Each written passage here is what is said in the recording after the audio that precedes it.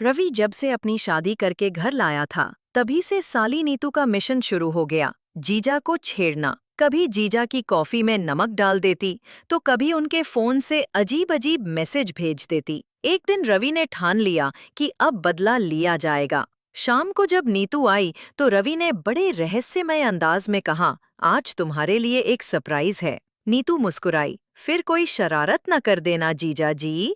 रवि उसे गार्डन में ले गया, जहां एक बड़ा सा गिफ्ट बॉक्स रखा था। नीतू ने जिज्ञासा में बॉक्स खोला। अंदर एक छोटा पिल्ला निकला। गले में टैग था, नीतू के बराबर शरारती दोस्त के लिए। नीतू पहले तो हैरान रह गई, फिर ठहाका लगाकर हंस पड़ी। अगले ही पल बोली, ठीक है जीजा जी, अब ये टीम साली में शामिल होगा। और दोनों की हंसी में घर का सारा आंगन गूंज उठा। उस रात जब पिल्ला आने के बाद सब हंसी मजाक में डूबे थे, रवि छत पर चला गया। ठंडी हवा में उसने एक गहरी सांस ली। तभी पीछे से नीतू की आवाज आई, जीजा जी, पिल्ला तो सो गया, अब आप क्या सोच रहे हो? रवि ने मुस्कुराकर कहा, सोच रहा हूँ, तुम जब हंसती हो ना, घर सच में घर बन जाता है। नीतू चौंकी, फिर धीमे कदमों से पास आ गई। ऐसी बातें तो दीदी से करनी चाहिए, मुझसे नहीं, उसने धीरे से कहा, मगर आंखों में हल्की चमक थी। रवि ने उसकी ओर देखा, न मजाक में न गंभीरता में, बस एक अपनापन था।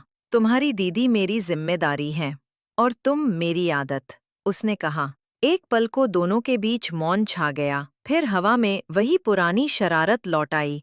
नीतू ने मुस्कुराकर कहा, तो जीजा जी, अब ये आदत छुड़ानी पड़ेगी, वरना मामला बिगड़ जाएगा। रवि ने जवाब दिया, कुछ आदतें बिगड़ने के लिए ही होती हैं। उस रात के बाद उनकी नोक-झोंक में हल्की मिठास आ गई, जहां मजाक में भी एहसास छिपा था और हर हंसी के पीछे एक अनकहा इकरार। समय बीतता गया। नीतू की कॉलेज की पढ़ाई खत्म हो चुकी थी और उसे अब दूसरे शहर में नौकरी मिल गई थी। घर में खुशियां थीं, पर रवि के चेहरे पर एक अनकही उदासी थी। विदाई से एक रात पहले नीतू छत पर आई, वही जगह जहां पहली बार दोनों के बीच उस इकरार जैसा कुछ हुआ था। जीजा जी, कल मैं चली जाऊंगी, दीदी को संभाल लीजिएगा, नीतू ने धीमे स्वर में कहा।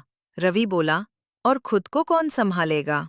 नीतू ने मुस्कुराने की कोशिश की, मगर आंखों में नमी थी। आपको सब समझ में आता है ना? फिर भी कुछ कहते नहीं। रवि ने उसकी ओर देखा, फिर धीरे से कहा, कुछ रिश्ते नाम नहीं मांगते, वो बस एहसास बनकर रह जाते हैं। नीतू ने आंसू पोंछे और उसके हाथ पर अपनी उंगलियां रख दी। तो ये एहसास मैं अपने साथ ले जा रही हूँ, हमेशा के लिए। रवि कुछ कह नहीं सका। चांदनी में दोनों के साए एक दूसरे के करीब आए और फिर अलग होकर चुपचाप रह गए, बिना शब्दों का, पर गहरा इकरार। अगली सुबह नीतू चली गई, मगर हर शाम जब हवा छनकर आई, रवि को ऐसा लगता जैसे कोई फिर वही मजाक कर जाएगा, फिर से वही हंसी गूंज उठेगी और वो मुस्कुरा देता।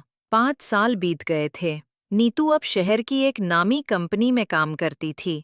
एक दिन उसे एक नए प्रोजेक्ट पर भेजा गया, जहां क्लाइंट वही था, Ravi Mehra and company. Report meeting में जब उसने दरवाजा खोला, सामने वही शख्स खड़ा था, रवि।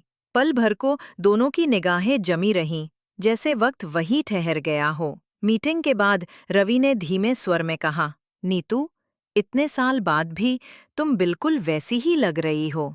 नीतू मुस्कुराई, लेकिन अब मैं वो नादान साली नहीं जो हर बात में जीजा से बहस करती थी। रवि बोला, कभी कभी वही नादानी ही तो सबसे खूबसूरत होती है। शाम को दोनों एक पुराने कैफे में मिले, जहां की खिड़की के पास वही जगह थी, जैसे वक्त कोई चुप साथी हो। नीतू ने कहा, आप खुश हैं ना?